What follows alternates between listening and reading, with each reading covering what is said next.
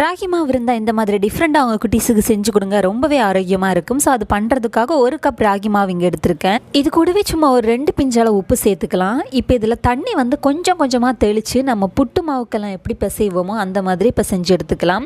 தண்ணி வந்து கொஞ்சம் கொஞ்சமாக தெளித்து தான் பிசையணும், அப்போ தான் கரெக்டான கன்சிஸ்டன்சிக்கு நம்மளுக்கு கிடைக்கும். இப்போ மாவு நல்லா உதிரி உதிரியாக வந்ததுக்கப்புறமா இட்லி பாத்திரத்தில் ஒரு 15 நிமிஷத்துக்கு இதை வந்து குக் பண்ணி எடுத்துக்கலாம்.